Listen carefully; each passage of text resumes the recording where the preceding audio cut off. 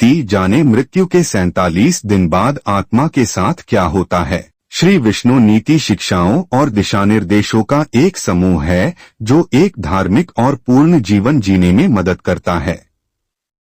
सबसे अधिक चर्चित शिक्षाओं में से एक यह है कि मृत्यु के बाद आत्मा का क्या होता है। हिंदू धर्म के अनुसार भगवान विष्णु ब्रह्मांड के संरक्षक हैं और वे अच्छे बुरे के बीच संतुलन बनाए रखते हैं। जन्म और मृत्यु के चक्र को समझने के लिए उनकी परलोक संबंधी शिक्षाओं को बहुत महत्वपूर्ण माना जाता है। भगवान विष्णु नीति के अनुसार माना जाता है कि मृत्यु के समय आत्मा शरीर को छोड़ देती है और परलोक में प्रवेश करती है। ऐसा कहा जाता है कि आत्मा 47 दिनों की अवधि तक इस लोक में रहती है।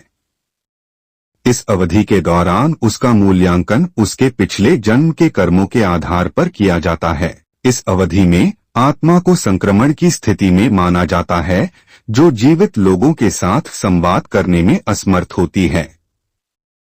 मृतक के परिवार और दोस्तों को अनुष्ठान करने और आत्मा की सुरक्षित यात्रा के लिए प्रार्थना करने के लिए प्रोत्साहित किया जाता है। ऐसा माना जाता है कि इन अनुष्ठानों के माध्यम से आत्मा को इस संक्रमण काल के दौरान समर्थन और मार्गदर्शन मिलता है। 47 दिन बीत जाने के बाद देवता आत्मा का न्याय उसके पिछले जन्म के कर्मों और कर्मों के आधार पर करते हैं। यह निर्णय आत्मा के अगले जन्म और अगले जन्म में उसके अस्तित्व की प्रकृति को निर्धारित करता है। ऐसा माना जाता है कि अगर आत्मा ने धार्मिक जीवन जिया है तो वह उच्चतर लोक में पुनर्जन्म लेती है। हालांकि अगर कोई व्यक्ति गलत काम करता है तो माना जाता है कि उसका पुनर्जन्म निचले स्तर पर होता है। जब तक उसे मुक्ति नहीं मिल जाती तब तक आत्मा जन्म और मृत्यु के इस चक्र में चलती रहती है। अंत में भगवान विष्णु नीति में जन्म, मृत्यु और परलोक के बारे में विस्तृत जानकारी दी गई है।